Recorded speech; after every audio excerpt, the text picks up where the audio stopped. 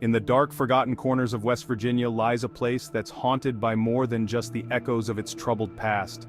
A place where the walls seem to breathe, the air thick with stories of despair and death.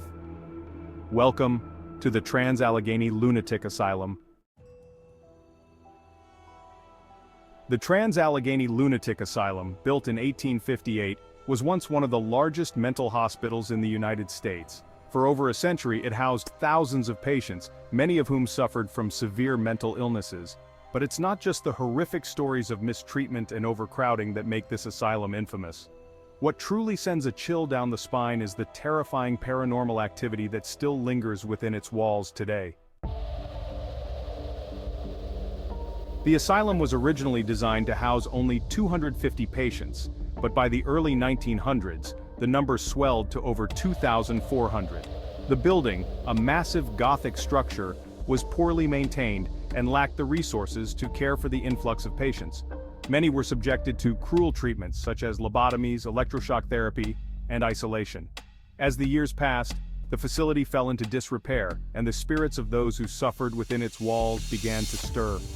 As the stories go, these restless spirits have never left. People who visit or work at the Trans-Allegheny Lunatic Asylum often report unexplained sounds, shadowy figures, and ghostly apparitions. Some say the spirits of former patients still roam the hallways, their anguish echoing through the desolate building.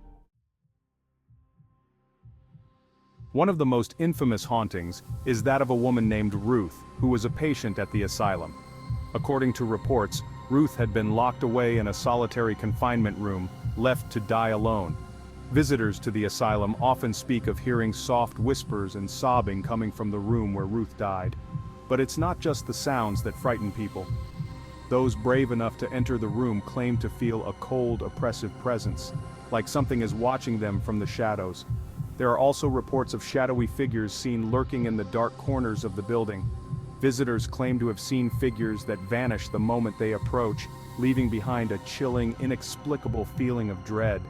In some of the rooms, the air feels thick, almost suffocating, as if the spirits of the past are still trapped within the walls. The asylum's morgue, where many of the deceased patients were stored, is another hotspot for paranormal activity. Several ghost hunters have reported seeing apparitions of doctors and patients, with one particular figure often spotted near the morgue, that of a doctor who was believed to have conducted unethical experiments on patients during his time at the asylum. The ghostly doctor is said to appear wearing a long coat, his face obscured by shadows. Visitors who encounter him often describe feeling an overwhelming sense of dread, followed by a drop in temperature. Some have even reported hearing footsteps behind them, only to turn around and find no one there. But it's not just the rooms that are haunted. The hallways themselves seem to be alive with the spirits of the past.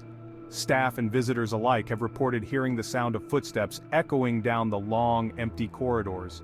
At times, the footsteps appear to follow them, growing louder as if someone or something is getting closer. Some have claimed to see a tall, dark figure lurking at the end of the hall, watching them. As they approach, the figure vanishes, only to reappear somewhere else in the building, as if playing a sinister game of hide-and-seek. The Trans-Allegheny Lunatic Asylum has become a popular destination for paranormal investigators.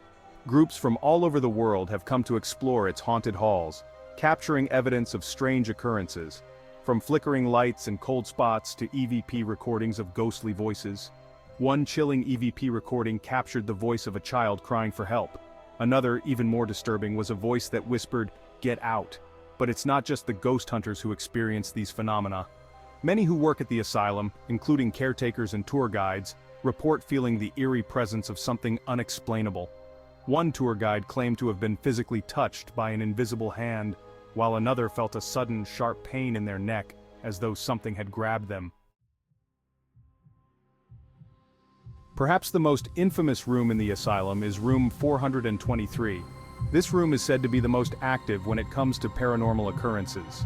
Visitors and employees alike report seeing shadows, hearing voices, and feeling an overwhelming sense of dread when they step inside.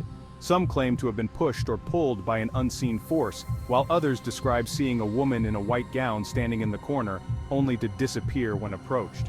Some believe that room 423 is cursed, holding the souls of those who died within its walls. Others believe the room holds the key to the asylum's darkest secrets, secrets that should never be uncovered. The Trans-Allegheny Lunatic Asylum remains one of the most haunted places in the United States, a dark testament to the horrors of the past. Its halls are filled with the restless spirits of those who once lived and died within its walls. Whether you believe in the paranormal or not, one thing is certain: the asylum is a place where the line between the living and the dead is dangerously thin.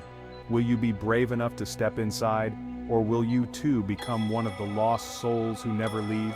If you enjoyed this eerie journey, don't forget to like, share, and subscribe for more spine-chilling tales. Leave a comment below if you've ever had a paranormal experience. Until next time, stay curious and stay safe.